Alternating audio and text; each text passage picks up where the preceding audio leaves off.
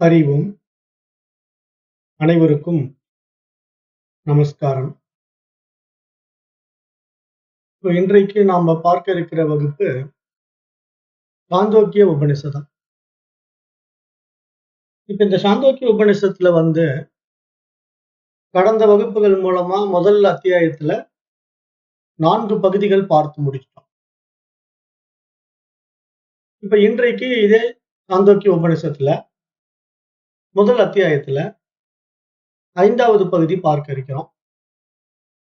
இந்த 5வது பகுதியில ஒரு 5 மந்திரங்கள் இருக்கு. அப்புறம் 6வது பகுதியில ஒரு 9 மந்திரங்கள் இருக்கு. ஒரு 14 மந்திரங்கள் இன்னைக்கு பார்த்துடலாம் அப்படின்னு பாக்குறேன். இதுல என்னன்னா, இந்த மந்திர பகுதிகள் பூராமே தியானங்கள் தான். அதாவது இந்த 5ஆம் பகுதி 6வது பகுதி எல்லாமே தியான முறைகளா தான் வரும். ஏன்னா பெரும்பாலும் இந்த முதல் அத்தியாயமே தியானங்கள் தான். இந்த 5வது பகுதி என்ன சொல்லுதுன்னா, பிராண சூரிய உத்கீத பன்முக தியானம் என்று ஒரு தியானத்தை பேசுது. அதாவது பிராணனையும் சூரியனையும் நம்ம உத்கீதமா தியானம் செய்தோம் ஏற்கனவே. அப்ப அந்த பிராணனை ஒரு தனி ஆற்றலாகவும், சூரியனை ஒரு தனி தேவனாகவும் நம்ம தியானம் செய்ததை பழைய பகுதிகளில் பார்த்தோம் இல்லையா? அதை கர்மாங்க தியானம் என்று சொன்னோம். இந்த இடத்துல இந்த கௌசிதகி முனிவர்னு ஒருத்தர் இருக்கார். கௌசிதகி முனிவர் அப்படின்ட்டு அந்த முனிவர் என்ன சொல்றாருன்னா, கர்மாங்க தியானத்தினுடைய அடிப்படையில நான் அந்த தியானத்தை செய்து ஒரே ஒரு பிள்ளை பேரு மட்டும் பெற்றேன். ஆனா இந்த வழியில நீங்க அவருடைய மகனுக்கு சொல்றாரு, இதே முறையில அந்த பிராணனையும் சூரியனையும் பன்முகமாக நீங்க தியானிச்சீங்க அப்படின்னா இன்னும் பல பிள்ளை பேர்கள் உங்களுக்கு கிடைக்கும் என்று கூறி பிராண சூரிய உத்கீத தியானத்தை கௌசிதகி முனிவர் தமது மகனுக்கு கற்பிப்பதாக இந்த 5வது பகுதி வருகின்றது. அதாவது இந்த இடத்துல வரக்கூடிய இந்த 5 மந்திரங்களும் எதை முன்னிறுத்துது அப்படின்னு பாத்தீங்கன்னா, இந்த பிள்ளை பேரு இல்லாதவங்களுக்கு, குழந்தை பிறக்கலன்னு சொல்றவங்களுக்கான ஒரு தியான முறை. இது ஏற்கனவே பிராணனை தனியாவும் சூரியனை தனியாவும் பண்ணுகின்ற உத்கீத தியான முறையில குழந்தை பிறக்கும், ஒரு குழந்தை பிறக்கும். பட் இங்க பன்முகமா பண்ணும்போது பல குழந்தைகள் பிறக்கும் அப்படின்ட்டு இந்த பிள்ளை பேருவை பற்றி ஒரு முக்கிய தியானமா இங்க பேசப்படுது. அப்ப எதற்காக இந்த பிள்ளை பேரு பற்றி பேசப்படுது அப்படின்னா, அந்த காலத்துல அதிகமாக குழந்தைகள் பெற்றுக்கொள்வது நடைமுறையில இருந்தது. ஏன்னா நமக்கு முன்னோர்கள் எல்லாம் ஒரு வீட்டுல 10 குழந்தைங்க 16 குழந்தைகள் எல்லாம் பெற்றிருப்பாங்க. இப்பதான் ஒரு குழந்தை, 2க்கு மேல் எப்போதும் வேண்டாம் அப்படின்னு விளம்பரம் பண்ணி இப்ப ஒரு குழந்தை போதுங்கிற அளவுக்கு வந்திருக்குது. ஆனா அன்றைக்கெல்லாம் அப்படி இல்லை. வீட்டுக்கு வீடு 10 குழந்தைங்க 12 குழந்தைங்கன்னு பிறக்கும். பெரிய குடும்பம், கூட்டு குடும்பம், இப்படிதான் ஒரு காலத்துல எல்லாம் வாழ்ந்தோம். இப்ப அதெல்லாம் மாற்றத்துக்கு வந்துருச்சு. இப்போ நம்ம இந்த 5வது பகுதி சாந்தோக்கிய உபநிஷத்தினுடைய முதல் அத்தியாயத்தினுடைய 5வது பகுதியினுடைய முதல் மந்திரத்தை என்னன்னு பார்க்கலாம். அதகலுய உத்கீத ச பிரணவோய பிரணவச உத்கீத இத்யசௌ வா ஆதித்ய உத்கீத ஏச பிரணவ ஓமிதி ஏச ஸ்வரநேதி. இங்க என்ன சொல்றாருன்னா, பிராண சூரிய உத்கீத பன்முக தியானம் பற்றி பேசுறாங்க. எது உத்கீதமோ அது பிரணவம், எது பிரணவமோ அது உத்கீதம். அப்ப இங்க சூரியன் தான் உத்கீதம், அவனே பிரணவம். ஆகவே ஓம் என்று உச்சரித்தவாறே அவன் சஞ்சரிக்கின்றான் என்று சூரிய தேவனை பற்றி இந்த மந்திரம் பேசுது. அப்ப சூரிய தேவன் சஞ்சரிக்கின்ற அந்த நிலைப்பாட்டை எப்படி சொல்லுது இந்த மந்திரம் அப்படின்னா, சூரியன் ஓம் என்று உச்சரித்தவாறு தான் இங்க சஞ்சரிக்கிறார் என்று இந்த மந்திரம் பேசுது.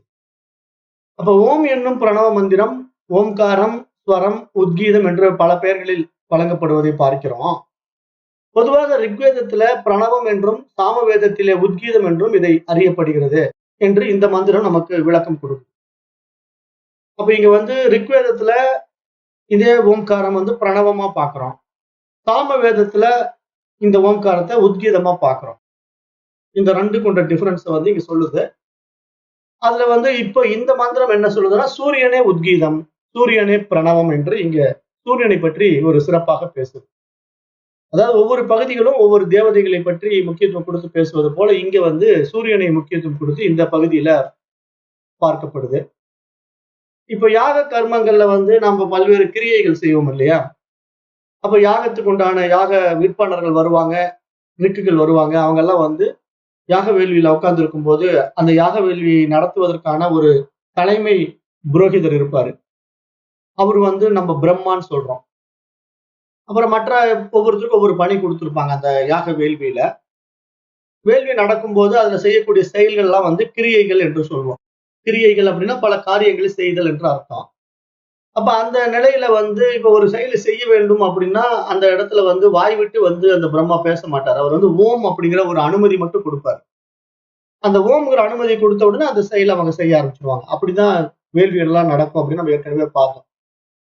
அப்ப இந்த மாதிரி ஒரு கிரியை, இந்த மாதிரி ஒரு காரியத்தை செய்யலாமா என்று ஒரு புரோகிதருடைய தலைமை புரோகிதரை கேட்கும் போது அவர் ஓம் என்று கூறி அனுமதி அளிக்கின்றார்.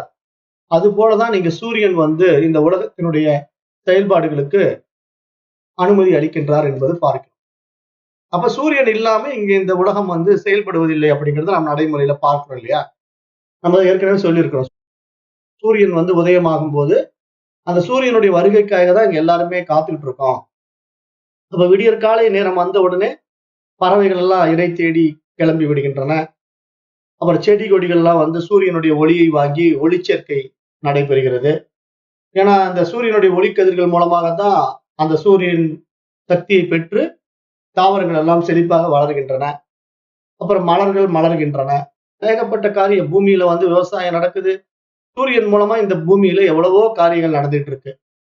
இப்போ நம்ம நவீன விஞ்ஞானத்துல சோலார் மூலமா சார்ஜிங் பண்றோம், சோலார் மூலமா மின்சாரத்தை பெறுகிறோம்.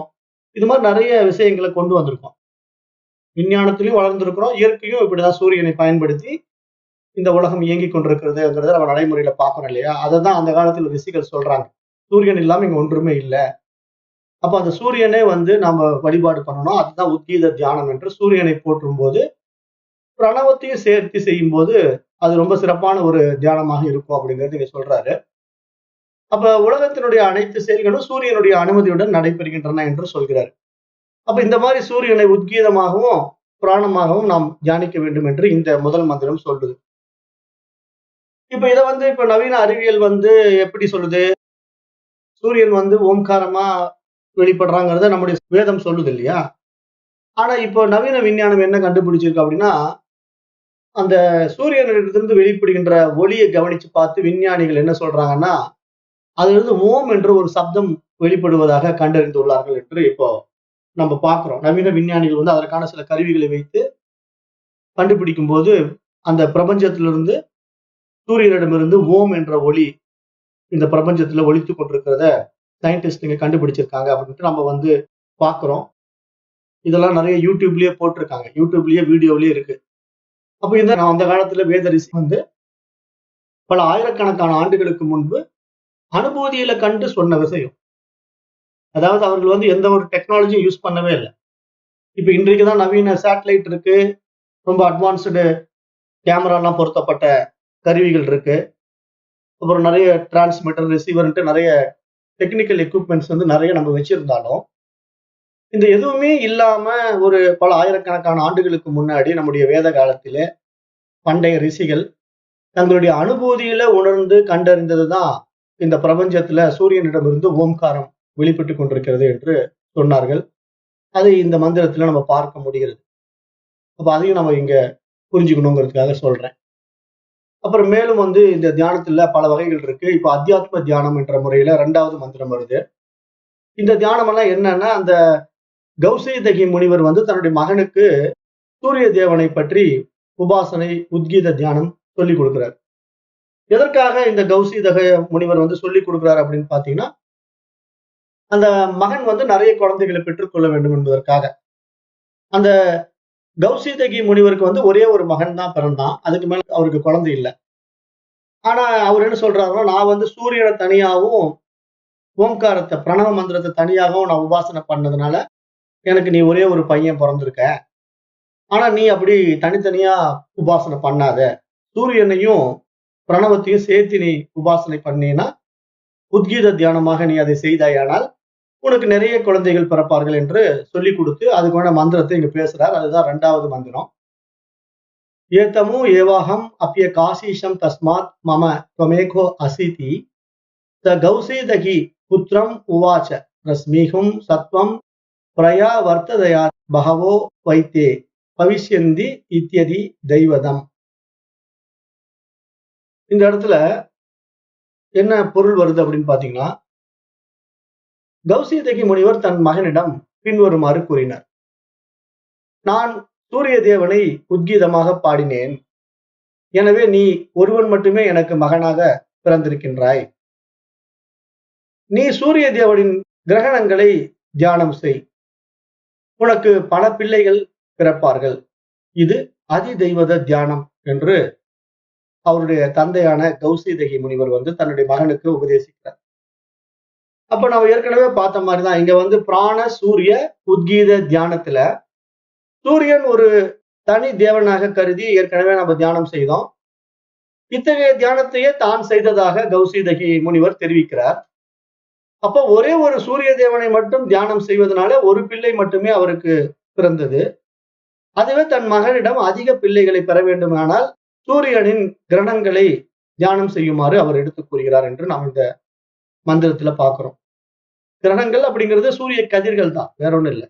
சூரியனிடமிருந்து வெளிப்படுகின்ற பல கதிர்கள் இருக்கு இல்லையா, அந்த பல கதிர்களை நம்ம தியானிப்பதனால பல பிள்ளைகள் பிறப்பார்கள் அப்படிங்கிறத இந்த மந்திரம் சொல்லுது.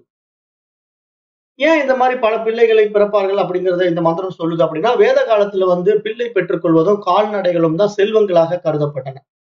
அந்த காலத்துல எல்லாம் அதிகமா குழந்தை பெற்றுக்கணும். அப்புறம் நிறைய கால்நடைகள் வச்சிருப்பாங்க. யார்கிட்ட எவ்வளவு கால்நடைகள் இருக்கோ அவங்க செல்வந்தர்களா பார்க்கப்பட்டது.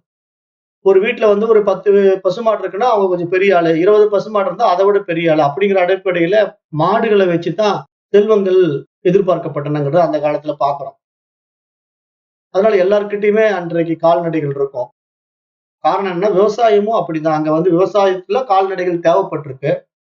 ஆகவே விவசாயத்துல ஏர் உழுவதற்கும் மாடுகள் தேவை, பால் கறப்பதற்கும் மாடுகள் தேவை. ஆகவே ரெண்டையுமே, பசுவையும் காளை மாட்டையுமே அன்றைய காலத்துல வைத்து போற்றி பராமரித்து வந்தார்கள் என்று நம்ம பார்க்கிறோம்.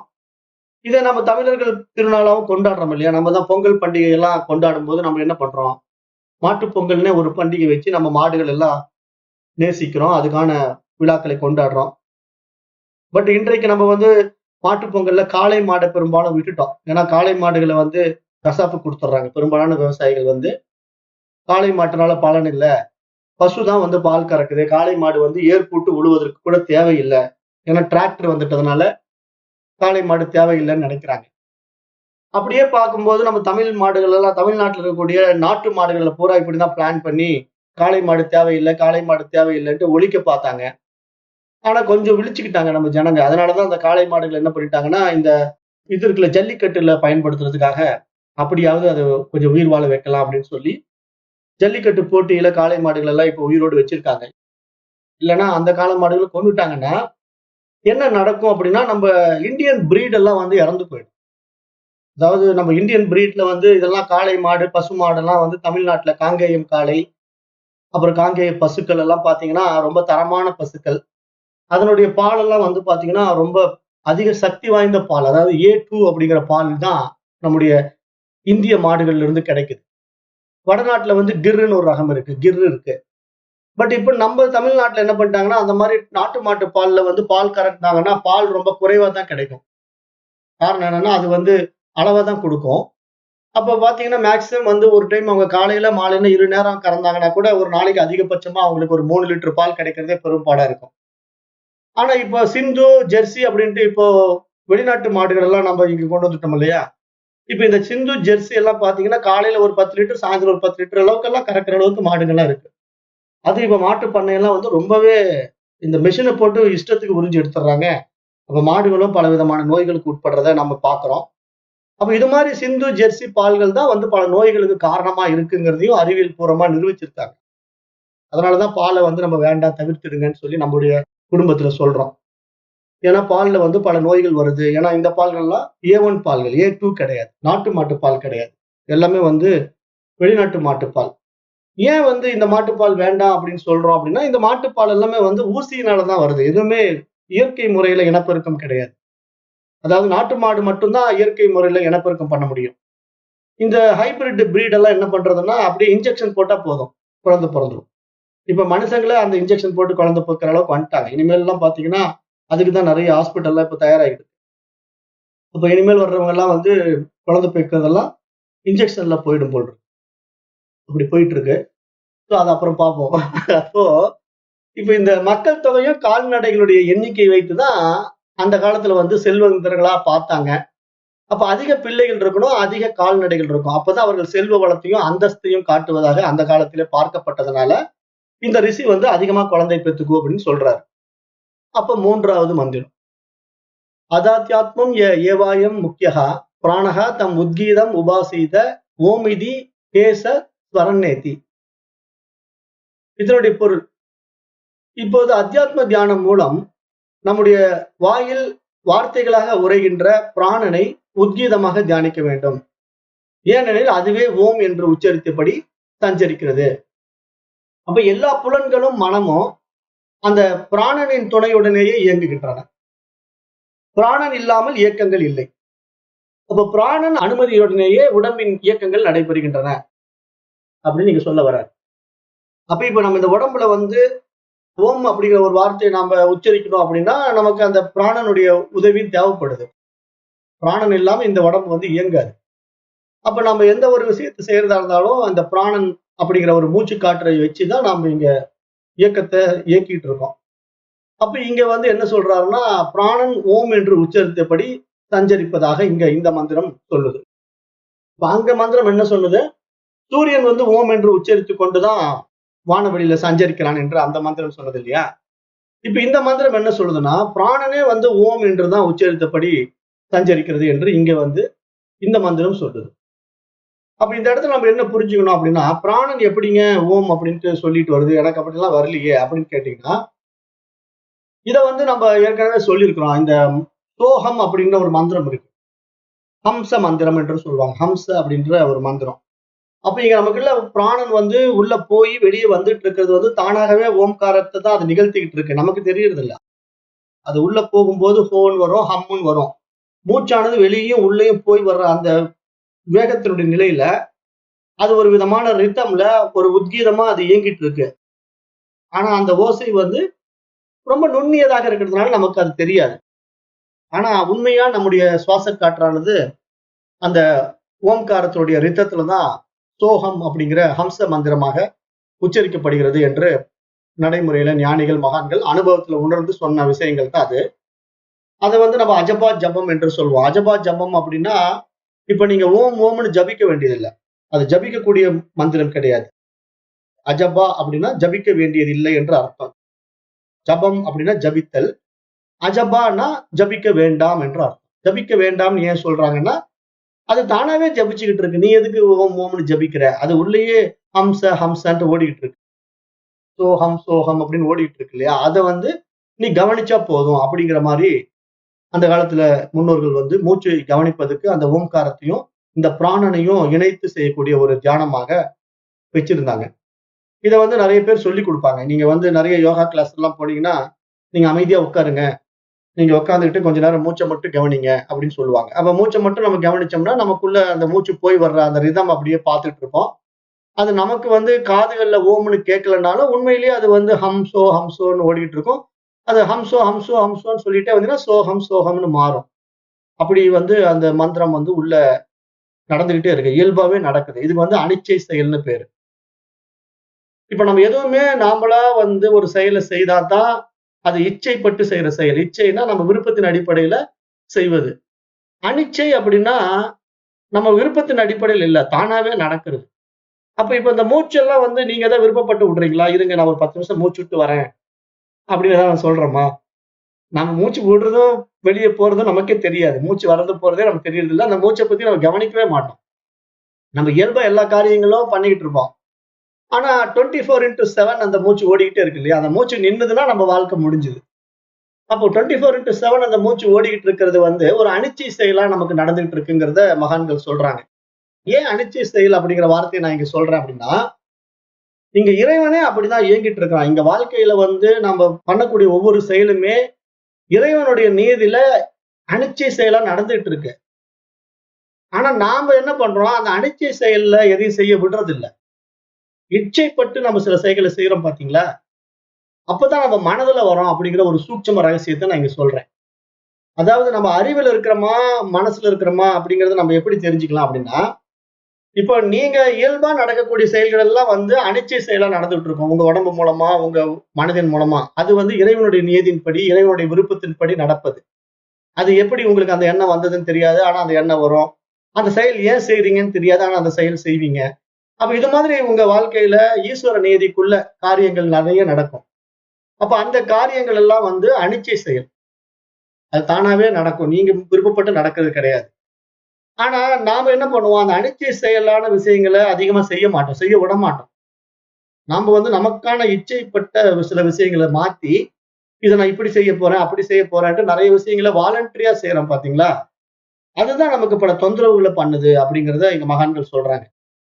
அதாவது நம்ம செய்யக்கூடிய பயிற்சிகளும் சரி, வாழ்க்கையில வாழ்வதற்காக செய்கின்ற முயற்சிகளும் சரி. இந்த 2மே நமக்கு வந்து ஏன் துன்பத்தை கொடுக்குது அப்படின்னா, நாம வந்து நம்முடைய இச்சையில் செய்வதனால வருகின்ற பிரச்சனை. ஆனா நம்ம அனிச்சையா அதை செய்ய விட்டுட்டோம்னா, நமக்கு பெரும்பாலான பிரச்சனைகள் வராது. காரணம் என்னன்னா, அது பூரா ஈஸ்வர நியதிக்குள்ள நடக்குது. இறைவனுடைய விருப்பத்தின் அடிப்படையில அது தானாகவே நடக்குது அப்படிங்கிற புரிதல் தான் இங்க ஞானம் என்பதாகவும் நம்ம பார்க்கிறோம். அப்ப இந்த அத்தியாத்ம யோகத்துல நம்ம வந்து தெரிஞ்சுக்க வேண்டிய விஷயம் என்ன அப்படின்னா, நாம் வந்து நம்ம இழப்பதுதான். இங்க நானுங்கிற ஒரு அகங்காரத்தை நம்ம எப்ப இழக்கிறோமோ, அப்போ இங்க நான் எதையும் செய்யல. எல்லாம் என்னை வச்சு அவன் செஞ்சுட்டு இருக்கான். நான் வந்து அந்த இறைவனுக்கான ஒரு கருவி அப்படிங்கிற கண்ணோட்டத்துல நாம இந்த வாழ்க்கையை பார்க்க ஆரம்பிச்சிட்டோம் அப்படின்னா, நம்முடைய வாழ்க்கையில நடக்கின்ற நல்லது கெட்டதுக்கு இங்க நான் கர்த்தா, போக்தா கிடையாது. அது ஈஸ்வர விருப்பத்தின் அடிப்படையில நடக்குது அப்படிங்கிறத நம்ம ஏத்துக்கிட்டு, எது வந்தாலும் அதை பிரசாதமா பார்க்கிற புத்தி வரணும். அதுதான் இங்க வந்து ஞானம் என்று மகான்கள் சொல்ல வராங்க. ஆனா நாம என்ன பண்ணுவோம்னா, நமக்கு நல்லது வந்தா அருமை, அருமை ஈஸ்வரன் நம்மளுக்கு அருமையா உதவி செய்யறான் அப்படின்னு நினைப்போம். கெட்டது வந்த உடனே நம்ம என்ன நினைப்போம், ஈஸ்வரா உனக்கு கண் இல்லையா, காது இல்லையான்ட்டு ஈஸ்வரன் திட்ட ஆரம்பிச்சிடும். அப்ப இதுதான் இங்க வந்து நம்முடைய எதிர்பார்ப்புகள் தான் இங்க பிரச்சனைக்கு வருது அப்படின்ட்டு மகான்கள் சொல்லி, அந்த உண்மையான ஞானம், அதாவது அந்த உண்மையான சரணாகதி அப்படிங்கிறது என்னன்னா, இங்க நமக்கு வருவத அப்படியே ஏத்துக்கணும். நமக்கு நல்லது, கெட்டது அப்படிங்கிறத நாம தீர்மானிக்கிறது கிடையாது. இறைவன் தான் முடிவு செய்றான். ஆனா நாம வந்து இது நல்லதுன்னு நினைச்சுக்கிட்டு இருக்கோம் இல்லையா? அது நல்லதே தான் அப்படின்னு நாம எப்படி முடிவு செய்ய முடியும்? அது நடைமுறையில அனுபவப்படும்போது தான் அது நல்லதா, கெட்டதான்னு தெரியும். நம்ம செய்கின்ற செயல்கள் எல்லாம், இத செஞ்சா நல்லது நடக்கும், அத செஞ்சா நல்லது நடக்கும் தான் நம்ம நெறைய செய்றோம். ஆனா அது எல்லாமே நல்லதா நடக்குதா? இல்ல. சிலதெல்லாம் கெட்டதாவும் மாறுறத நம்ம அனுபவத்துல பார்க்கிறோம் இல்லையா? எவ்வளவு விஷயங்கள் நம்ம நல்லதுன்னு நெனைச்சு செஞ்சதெல்லாம் நம்ம வாழ்க்கையில கெட்டதா மாறியிருக்கு. அப்ப இதுல இருந்து நம்ம என்ன புரிஞ்சுக்கணும்? நாம நல்லதுன்னு நெனைக்கிறது நல்லதாவே நடக்குமான்னா, அப்படியெல்லாம் உத்தரவாதம் இல்ல. அந்த நல்ல விஷயமே கெட்டதாகவும் மாறலாம். சந்தர்ப்ப சூழ்நிலையில அது கெட்டதாக மாறிக்கூட வாய்ப்புகள் இருக்கு. ஆகவே இங்க நாம் நம்முடைய இச்சையின் அடிப்படையில் செய்யாம, இறைவனுடைய விஷயத்துல நம்ம விட்டுட்டோம்னா, அதுக்கு பேர் வந்து அனிச்சை செயல் என்று பெயர்.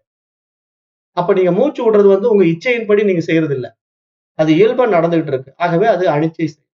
அப்போ அந்த அனிச்சை செயல்ல தான் அந்த மந்திரமும், பிரணவ மந்திரமும், ஓம்காரமும் ஒலிச்சுக்கிட்டு இருக்கு அப்படிங்கிறத மகான்கள் வந்து அஜபா ஜபம் என்று சொல்கிறார்கள்.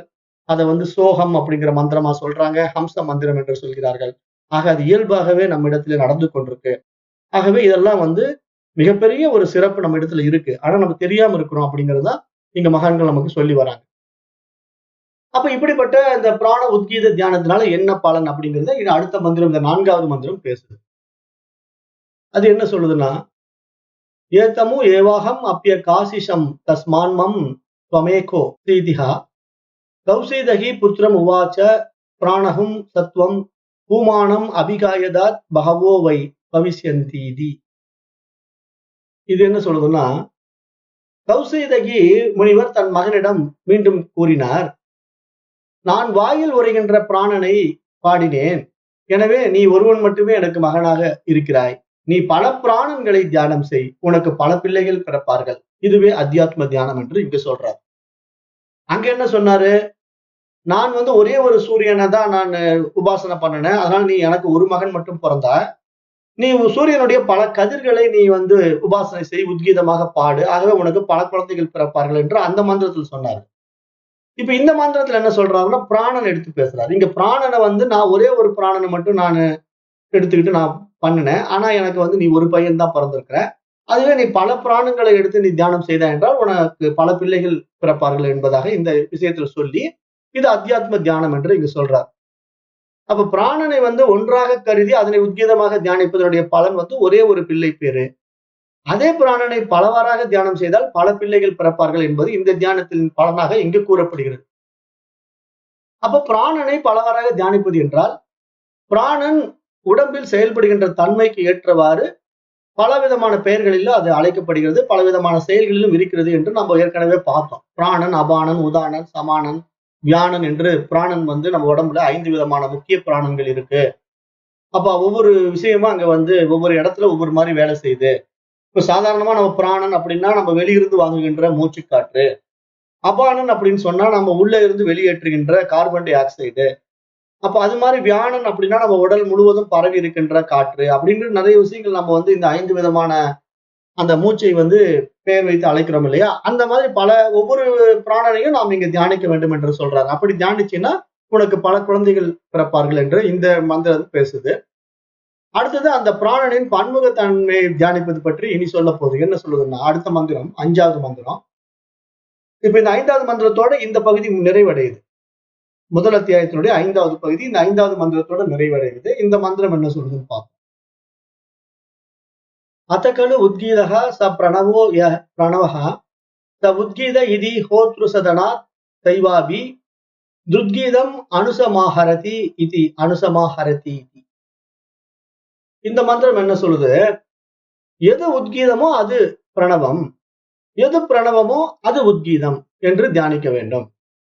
அப்ப இங்க யாகம் செய்யும் போது அந்த ஹோத்ருடைய இருக்கையில அமர்ந்து தவறாக உத்கீதத்தை இசைத்தாலும் அந்த தவறு இந்த தியானத்தினாலே மன்னிக்கப்பட்டு விடும் என்று இந்த தியானம் மன்னிக்கப்படுகின்ற தியானமாக பார்க்கப்படுகிறது. ஏன்னா இப்ப நம்ம ஒரு யாகசாலையில வந்து நான் ஏற்கனவே சொல்லியிருக்கிறேன், அந்த ஹோத்தா இருப்பாரு, உத்கீதா இருப்பாரு, பிரம்மா இருப்பாரு அப்படின்ட்டு நான் சொல்லியிருக்கிறேன். ஒரு யாக வேள்வி நடத்தணும்னா அங்க ஒரு 5-6 முக்கியமான நபர்கள் இருந்துதான் அந்த தியான வேள்வியை நடத்துவாங்க. அதாவது வேள்வினா யாகசாலையில செய்யக்கூடிய வேள்வி. அப்ப அந்த வேள்வியில வந்து இப்போ மந்திரங்கள் எல்லாம் உச்சாரணம் பண்ணும்போது இப்ப சாதாரணமான மந்திரங்களை உச்சாரணம் பண்ணா அதுக்கு பேர் வந்து ரிக் மந்திரம்.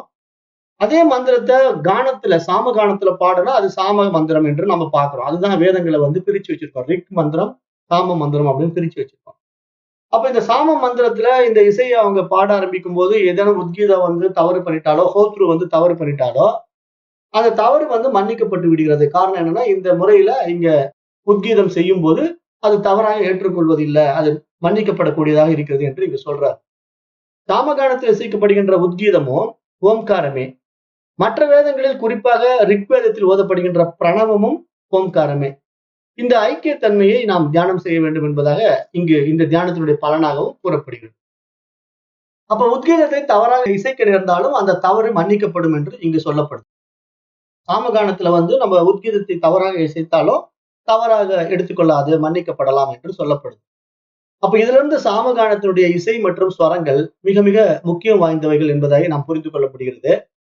அப்ப வேத மந்திரங்களை தவறாக உச்சரிப்பது வந்து குருவினுடைய வழிகாட்டுதல் இன்றி உச்சரிப்பது, முழுமையின்றி உச்சரிப்பது, ஏனோ தானோ என்று உச்சரிப்பது போன்றவை பெரும் தவறுகளாக கருதப்படுகிறது.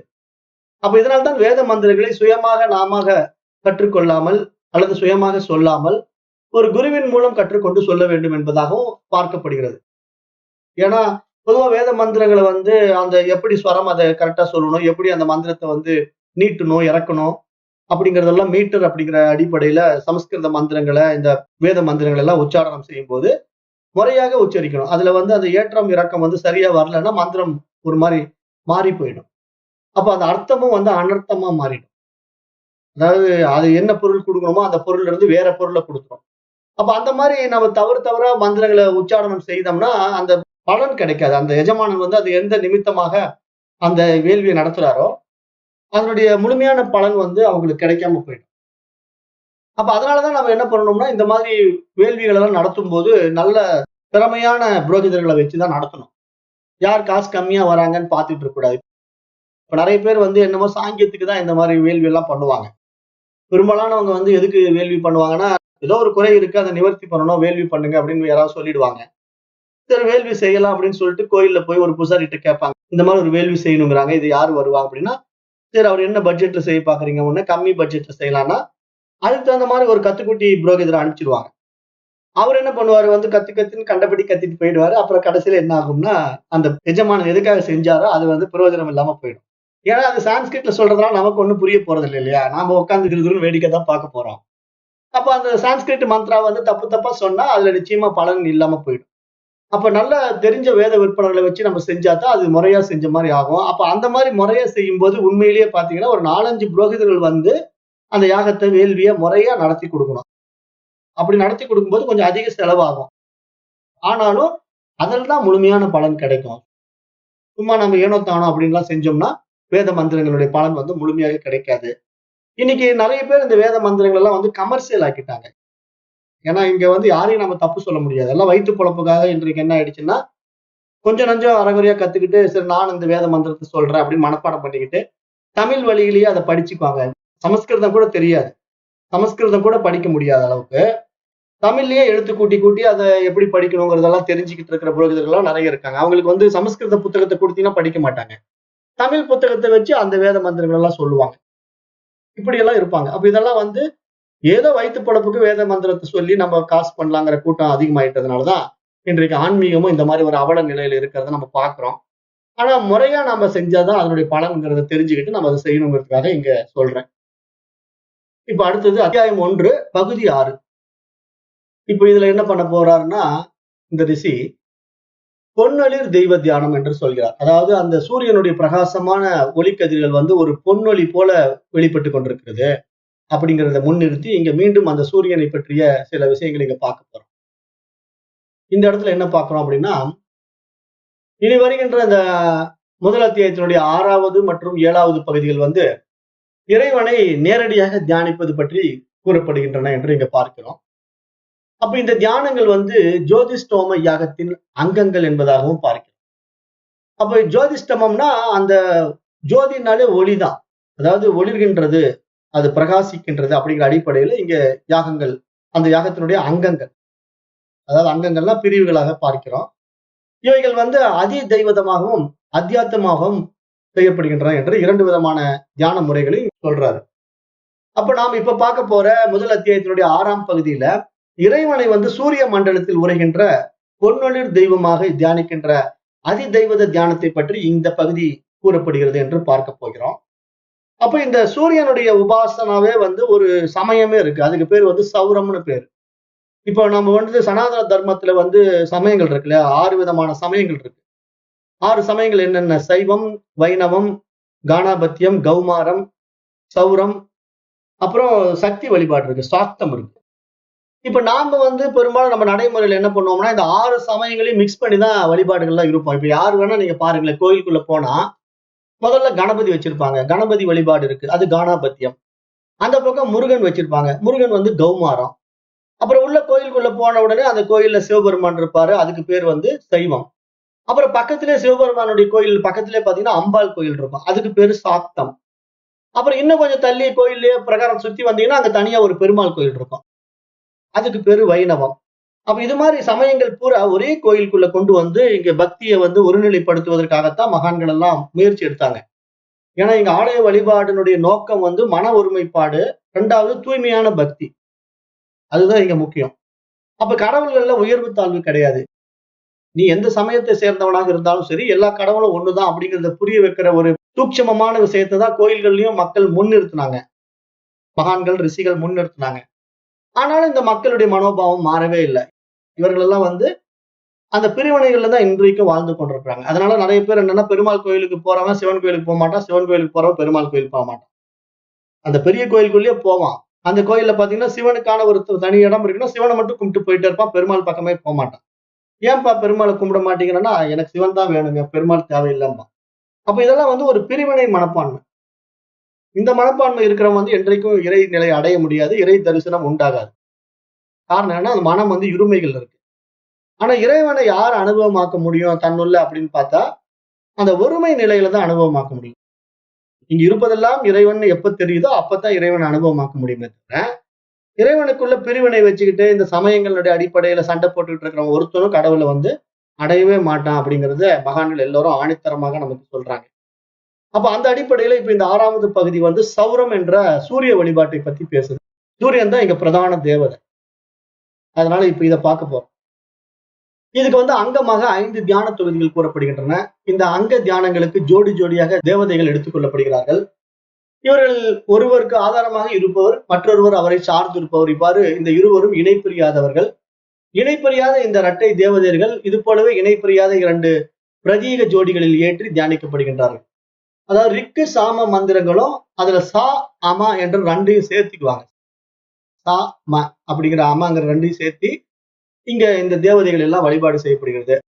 அப்ப இது எப்படி இந்த தியானங்கள் எல்லாம் சொல்ல வருது அப்படிங்கறத அங்க தியானங்கள்னா ஒவ்வொரு பகுதிகளாக பிரிக்கப்பட்டு இந்த தியானங்கள் சொல்லப்படுது. இது வந்து சாந்தோக்கிய உபநிஷத்தினுடைய முதல் அத்தியாயத்தினுடைய 6வது பகுதி பார்க்கிறோம்.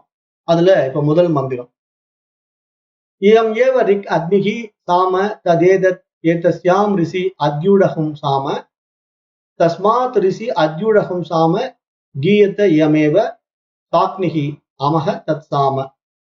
இது வந்து முதல் மந்திரம். இது என்ன சொல்றதுன்னா,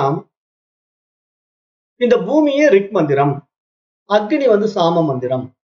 அப்ப சாம மந்திரம் ரிக் மந்திரத்தில் நிலை பெற்றுள்ளது. எனவே சாம மந்திரத்தில் ரிக் மந்திரம் நிலை பெற்றுள்ளதாக இங்கு பாடப்படுகிறது என்று இந்த முதல் மந்திரம் சொல்லுது. அப்ப இங்க என்ன சொல்ல வருதுன்னா, பூமியே இங்க ரிக்குன்னு சொல்லுது இல்லையா? அப்ப சா ம அப்படிங்கிற 2 விஷயம் இருக்கு இல்லையா? அதை பிரிப்பாங்க. சா அம அப்படின்னு பிரிச்சு பூமியே சா, அக்னியே அம, இந்த 2ம் சேர்ந்தால் சாமம் என்று இங்க பார்க்கப்படுது. அப்ப பூமியும் அக்னியும் 2 பேரையும் ஜோடிகளாக வச்சு இங்க வழிபாடு செய்யப்படுவதாக இந்த இடத்துல பார்க்கிறோம். ஏன்னா இங்க வந்து தேவதைகள் அப்படின்னு நீங்க எடுத்துக்கிட்டா இந்த மாதிரிதான் பஞ்சபூதங்களும் தேவதைகள் தானே. அப்ப இங்க அக்னியும் தேவதை தான், பூமியும் தேவதை தான். ஏன்னா பூமியை வந்து நம்ம பூமாதான் சொல்றோம், அக்னி வந்து அக்னி தேவன் என்று சொல்றோம். இது மாதிரி தேவர்கள் தான் இவங்க எல்லாம். ஆனா நாம அவங்களெல்லாம் பஞ்சபூத தன்மையில இங்க பாக்குறோம். அப்ப இங்க வந்து 10 விதமான அங்க தியானங்கள் வந்து இந்த பகுதியில இடம் பெறுது. அதுல முதல் தியானம் இந்த மந்திரத்துல சொல்ல வருது. இந்த மாதிரிதான் மாறி மாறி வரும். இங்க வந்து பூமியை சாங்குது, அக்னியை சமாங்குது இல்லையா? அந்த சா அம அப்படிங்கிற 2 வார்த்தை சேர்த்தனா சாமம் அப்படின்னு வருது.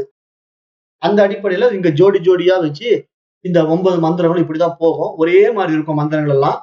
பட் இதனுடைய பலன்கள் எல்லாம் வந்து ஒவ்வொரு விதமா மாறுறது வந்து அந்தந்த தேவையின் நிமித்தம் செய்யப்படுவதாகத்தான் இங்க பார்க்கிறோம். இப்ப நமக்கு இதனால பெரிய பிரயோஜனம் இல்ல. ஆனால் இந்த உபநிஷத்தை எடுக்கிறோங்கிறதுனால இதனுடைய முக்கியமான விஷயங்களை பார்த்துட்டு போய் தான் ஆகணுங்கிறதுக்காக நம்ம இதை பார்த்துட்டு இருக்கோம். இப்ப நான் இதை கொஞ்சம் வேகமா போறேன். 10 விதமான அங்க தியானங்கள் இந்த பகுதியில சொல்றதுனால பூமி மற்றும் அக்னி தேவதைகளை ரிக் மற்றும் சாம வேதங்களினால சா அப்படிங்கிற ஒரு எழுத்து எடுத்துக்கிறாங்க, அம அப்படிங்கிற ஒரு எழுத்து எடுத்துக்கிறாங்க. இந்த 2ஐயும் சேர்த்தும் போது சாமம் என்று ஆகுது இல்லையா? அப்ப இவ்வாறு இந்த 2லும் ஏற்றப்பட்டு செய்கின்ற முறைக்கு வந்து இங்க தியானம் என்று பார்க்கப்படுது. அப்ப இது யாகத்துல ஓதவும் இசைக்கப்படுகின்ற ரிக் மற்றும் சாம மந்திரங்களை தூய்மைப்படுத்துவதற்கான தியானம் என்பதாக இங்க பார்க்கப்படுகிறது.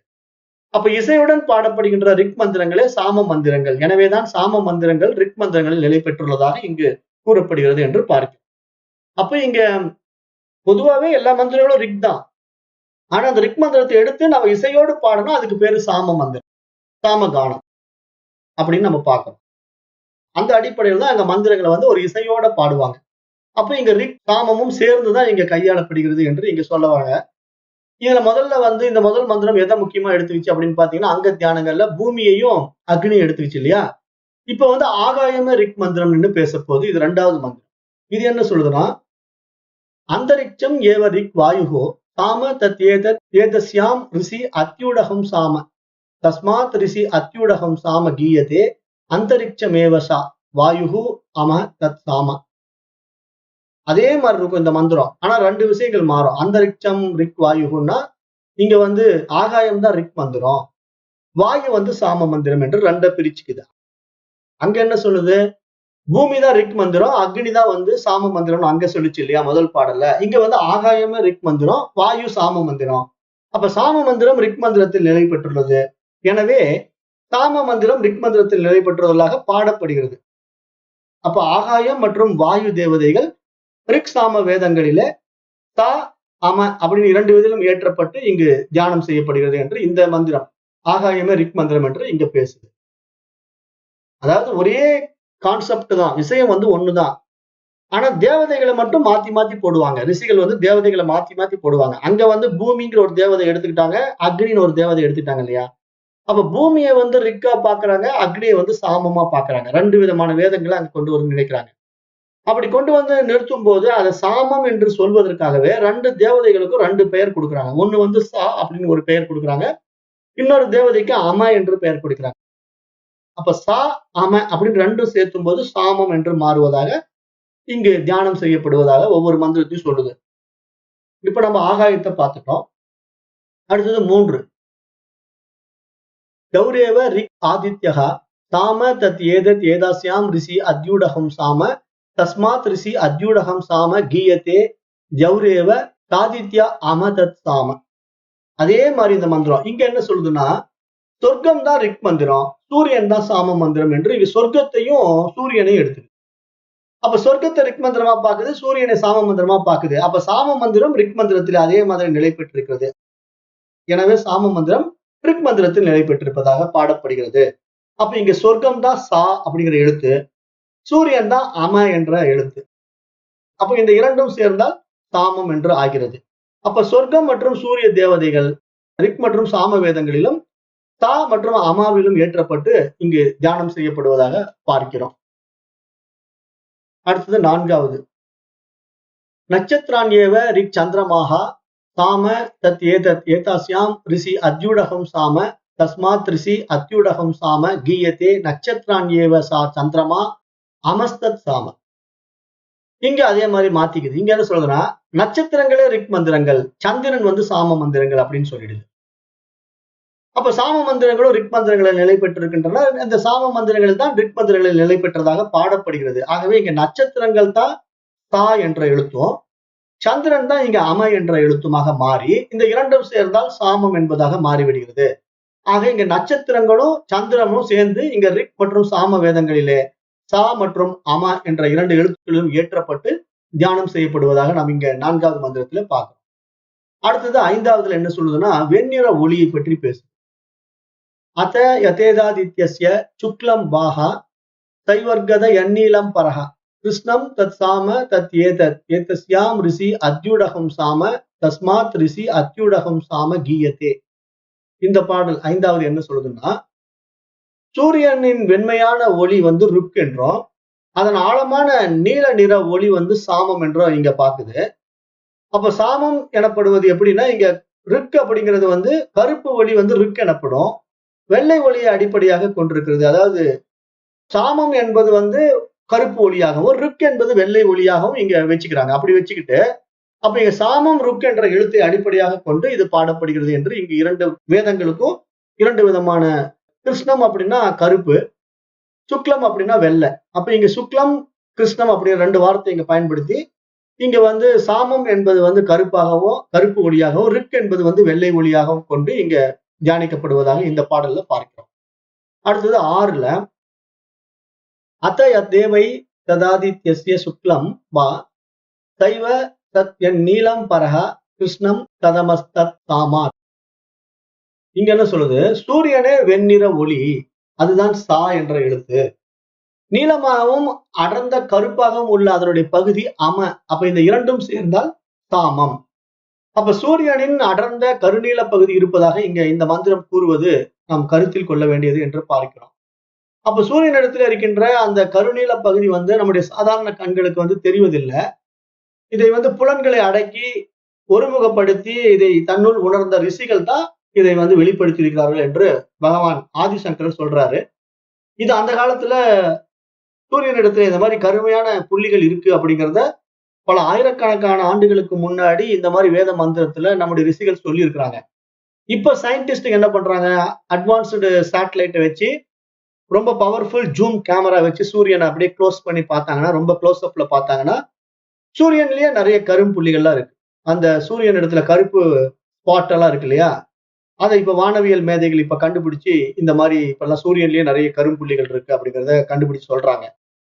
இதை வந்து எப்ப சொல்றாங்க, இப்போ விஞ்ஞான வளர்ச்சி அடைந்த இந்த காலத்துல சொல்றாங்க. ஆனா நாம வந்து கிமு 6000த்திலேயே சொல்லிட்டோம். அப்ப நமது ரிஷிகள் வந்து தன்னுடைய ஒருமுகப்பட்ட மனதினாலே இவற்றை கண்டு சிந்தித்து நம்ம இடத்துல கூறியிருக்கிறார் என்று பார்க்கப்படுது. அப்ப இதனாலதான் நம்ம வந்து வேதம் வந்து பழமையானது. நம்முடைய பண்டைய ரிஷிகள் வந்து தன்னுள் அனைத்தையும் உணர்ந்து இந்த உலகத்துக்கு வெளிப்படுத்தியிருக்கிறார்கள் என்று நாம போற்றுறோம், பாராட்டுறோம். அப்புறம் நம்முடைய சனாதன தர்மம் தான் என்றைக்கும் அழியாத தர்மம் என்று சொல்றோம். ஏன்னா அப்படிதான் ரிஷிகள் எல்லாம் வாழ்ந்தாங்க. அப்ப அந்த அடிப்படையில இப்ப நம்ம இந்த இடத்துல அந்த சூரியனில் இருக்கக்கூடிய அந்த கருநீல ஒளியை தான் கருப்பாகவும் நீளமாகவும் உள்ள பகுதிகளாக இருக்கிறத பிரிச்சு அதை அம மற்றும் சமசா அப்படி 2 எழுத்து சேர்த்து சாமம் என்று இங்க பாக்குறோம். அந்த பொன்னொளிர் தெய்வ தியானம் என்று 7வது மந்திரம் பேசுது. அது எப்படி சொல்லுதுன்னா, இப்ப வானில் தெரிகின்ற சூரியனினுடைய பொன்னொளிர் தெய்வத்தின் காட்சி பெற்ற முனிவர் ஒருவர் தமது காட்சியை தெரிவிக்கின்ற பகுதி தியானத்திற்காக எடுத்துக் கொள்ளப்படுகிறது. அந்த தெய்வத்தின் தோற்றத்தை வர்ணித்துவிட்டு அவரை 6 தெய்வீக பண்புகளுடன் கூடியவராக தியானிக்குமாறு அந்த முனிவர் இங்கு சொல்கிறார் என்று இந்த மந்திரம் சொல்ல வருது. இது 6வது மந்திரத்திலிருந்து 7க்கு வந்துட்டோம். இப்ப 7வது மந்திரம் என்ன சொல்றதுன்னா, ஏசகா அந்தராதித்யே ஹிரண்மயகா புருஷோ துருஷ்யதே ஹிரண்ய ஸ்மஸ்ருஹு ஹிரண்ய கேச ஆபரணகாத் சர்வ ஏவ ஸ்வர்ணஹா அப்படின்னு இந்த மந்திரம் பேசுது. இப்ப இந்த இடத்துல பொருள் என்னன்னா, இப்போது பொன்னொளிர் தெய்வத்தை தியானிப்போம். அவர் சூரியனில் தெரிகின்றார். அவரது மீசையும் முடியும் எல்லாமே பொன்னென திகழ்கின்றன. தலைமுடி முதல் கால் நகம் வரை அனைத்துமே பொன்னிறத்தில் ஒளிர்கின்றன என்று இங்க சூரிய தேவனை இந்த மந்திரம் புகழ்வதாக பார்க்கிறோம். அதாவது ஹிரண்ய கேசா ஆபரணகா சர்வ ஏவ ஸ்வர்ணகா அப்படின்னா அந்த தங்க நிறத்தில் அப்படியே ஜொலிக்குதாமா. அவருடைய உடலும் அவரிடத்துல இருக்கின்ற மீசை முடியும், அவருடைய தலைமுடியும், கால் முதல் நகம் வரை எல்லாமே அப்படியே பொன்னொளியில் ஒளிர்கின்றன என்று சூரிய பகவானை இங்க சொல்றார் இந்த ரிஷி. அதாவது சூரிய பகவானை ஒரு மனித வடிவில உருவகப்படுத்தி இந்த மாதிரி எல்லாமே பொன்னிறத்தில் இருக்குது அப்படிங்கிற மாதிரி இவர் இங்க சொல்ல வர்றாரு. அப்ப பொன்னொளிர் தெய்வத்தின் மகிமையும் அதனுடைய தியான பலனும் என்னங்கிறத அடுத்த 2 மந்திரம் சொல்லி இந்த அத்தியாயம் முடியுது. அதை பார்த்து முடிச்சுக்கலாம். இப்ப என்ன அடுத்த மந்திரம் 8 அப்படின்னா, தஸ்ய யதா கப்யாசம் புண்டரீகம் ஏவம் அச்சினி தஸ்ய உத் இதி நாம ச ஏச சர்வேபியஹ பாப்மப்ய ஹுதித உதேதி ஹவை சர்வேபியஹ பாப்மப்யோ ஏவம் வேத. இந்த மந்திரம் 8 என்ன சொல்லுதுன்னா, அந்த பொன்னொளிர் தெய்வத்தின் கண்கள் சூரியனால் உதிக்கின்ற தாமரை போல உள்ளன. எல்லா தீமைகளையும் கடந்தவராதலால் அவர் உத் என்ற பெயரால் அறியப்படுகிறார். இவ்வாறு அவரை உத் என்று அறிந்து அவரை தியானிப்பவன் நிச்சயமாக எல்லா தீமைகளையும் கடக்கின்றான். இங்கு உத் என்றால் மேலே எழுவது அல்லது கடப்பது. ஆகவே அனைத்தையும் கடந்தவராதலால் பொன்னொளிர் தெய்வம் உத் என்ற பெயரால் அறியப்படுகின்றார் என்று நம்ம பார்க்கிறோம். இதான் நம்ம ஏற்கனவே சொன்னோம்ல, உத்திஷ்டது அப்படிங்கிற வார்த்தை நம்ம சொன்னோம் இல்லையா. உத் அப்படிங்கிற வார்த்தை எழுந்திரு அப்படிங்கிற அடிப்படையில, எழுவது அப்படிங்கிற அடிப்படையில சொல்றதுனால இங்க அந்த உத் அப்படிங்கிற பெயரை யூஸ் பண்ணி தான் இங்க பொன்னொளிர் தெய்வத்தினுடைய பெயரை அறிகிறோம் என்று இங்க சொல்றார். அடுத்த மந்திரத்துல என்ன சொல்றாருன்னா, தஸ்ய ரிக் சாம சக்கே ஸ்னௌ தஸ்மாத் உத்கீதஹா தஸ்மாத் ஏவ உத்காதா ஏதஸ்ய ஹி காதா ச ஏச ஏ சாமுஸ்மாத் பிராஞ்சஹ லோகாஸ் தேசாம் ச இஸ்தே தேவகாமானாம் ச இத்யதி தெய்வதம். இந்த மந்திரம் 9. இது என்ன சொல்லுதுன்னா, அந்த பொன்னொளிர் தெய்வத்திற்கு ரிக் தேவதையும் சாம தேவதையும் பகுதிகளாக உள்ளன. எனவே அந்த தெய்வம் உத்கீதமாக உள்ளார். அவரது மகிமையை பாடுபவர் உத்காதா. அந்த தெய்வம் சூரிய மண்டலத்திற்கு மேலே உள்ள உலகங்களையும் அங்கே உரைகின்ற தேவர்களின் ஆசைகளையும் ஆள்கிறார் அப்படின்னு இந்த இடத்துல சொல்லப்படுது. அப்ப நம்ம இந்த பகுதி அத்தியாயம் 1ல 6வது பகுதி எதை நம்ம முக்கியமா பார்க்கிறோம் அப்படின்னா, சூரிய தேவனை முன்னிறுத்தி இந்த பகுதி வருது. அப்ப இந்த சூரிய தேவனை முன்னிறுத்தி வருவதனாலே இந்த சூரிய வழிபாட்டுக்கு வந்தவர்கள் எல்லாம் சௌரம் என்ற சமயத்தை சார்ந்தவர்களாக நம்ம பார்க்கிறோம். ஏன்னா இவர்களெல்லாம் சூரிய வழிபாட்டோட தன்னுடைய வாழ்க்கையை அப்படியே வாழ்ந்து விட்டு போகிறவங்க. அப்ப இவங்க எல்லாம் சௌரம்ங்கிற முறையில அந்த தேவதை உபாசனையில் இருக்கிறவங்க. அப்ப இந்த வகையில இங்க அதிதெய்வத தியானம் அப்படின்னு இதை பார்க்கும்போது ரிக் தேவதை மற்றும் தாம தேவதையை உதாரணமாக கூறுவதன் மூலமாக எல்லா தெய்வங்களும் பொன்னொளிர் தெய்வத்தின் அம்சங்களாக இருப்பது சுட்டிக்காட்டப்படுகிறது. இப்ப எல்லா தெய்வங்களும் எந்த தெய்வங்களின் அம்சமோ அந்த முதல் கடவுள், அந்த முழு கடவுள் வேதாந்த தத்துவத்திலே ஹிரண்ய கர்ப்பன் என்று பார்க்கப்படுகிறது. அவர் தான் ஹிரண்யன்னா அந்த பொன்னிறமான ஒளியை வெளிப்படுத்துபவர் என்ற அர்த்தம். அப்ப அவரை பொன்னொளிர் தெய்வம் என்று பார்க்கிறோம். ஹிரண்ய கர்ப்பன் என்று போற்றப்படுகிறது. இங்கு நினைவு கூறத்தக்கது என்று சொல்றோம். அப்ப உத்கீதம் என்ற சொல் ஓங்கிய மகிமை படைத்தவர் என்றும் பொருள்படுகிறது. எனவே பொன்னொழிர் தெய்வம் ஓங்கிய மகிமை படைத்தவராக போற்றப்படுகிறார். அதாவது தம்மை தியானிப்பவர்களுக்கு அவர் மேலுலகங்களையும் அந்த உலக இன்பங்களையும் வழங்குகிறார் என்பது இங்கே பார்க்கப்படுகிறது. அப்ப இவ்வாறு சூரிய மண்டலத்திலே உரைகின்ற பொன்னொழிர் தெய்வத்தின் அதிதெய்வத தியானம் இவ்வாறு பார்க்கப்படுகிறது என்று இந்த மந்திரத்துல நம்ம பார்க்கிறோம். அப்ப பொன்னொழிர் தெய்வம் அப்படிங்கிறத நம்ம எப்படி இங்க நடைமுறையில சமயங்கள் அடிப்படையில பார்க்கிறோம்னா, இவர்தான் புராணங்களிலே சூரிய நாராயணனாக போற்றப்படுகிறார். அப்ப இங்க சூரிய நாராயணன் அப்படின்னா அதுதான் நம்ம வழிபாடு பண்ணுகின்ற சௌரம் என்ற சமயத்தில் வந்த சூரியன் தான். அப்ப சூரிய நாராயணனுடைய தியான ஸ்லோகமும் அவரது திருமேனி பொன்னிறத்தில் மிளிர்வதாகவும் இங்கு கூறப்படுகிறது. இவர் சூரிய மண்டலத்தில் உறைபவர், தாமரை மலரில் எழுந்தருள்பவர், கேயூரம், மகர குண்டலங்கள், கிரீடம், மாலை போன்றவைகளை தரித்தவர், பொன்னிற திருமேனி படைத்தவர், சங்கு சக்கரங்களை தாங்கியவர். அந்த சூரிய நாராயணனை எப்போதும் தியானிப்போம் என்பதாக இந்த பகுதி நிறைவடைகிறது. அப்ப இங்க சாந்தோக்கிய உபனிஷத் முதல் அத்தியாயத்துல 6வது பகுதியை முடிச்சிட்டோம்.